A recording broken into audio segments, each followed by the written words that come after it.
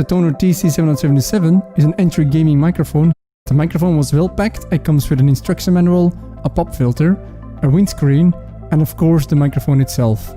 As you can see, it comes with a lot of accessories that can help eliminate all unwanted sounds that your friends may hear while hearing conversation. The shock mount can isolate the microphone from mechanically transmitted noise such as floor vibrations or vibrations from your fingers while bashing on your keyboard when you're losing a game. Make sure the microphone is placed snugly all the way until the bottom to make sure it's as efficient as possible. The pop filter is used to eliminate the pop sounds while speaking into the microphone. Thanks to the bendable metal wire, you can place it to any position. The microphone also comes attached with a little tripod that makes it easy to place the microphone on your desk. Setting up the Tonor TC777 is very easy. Since it is a USB microphone, all you have to do is plug it into your computer and your computer will recognize the device and ready for usage.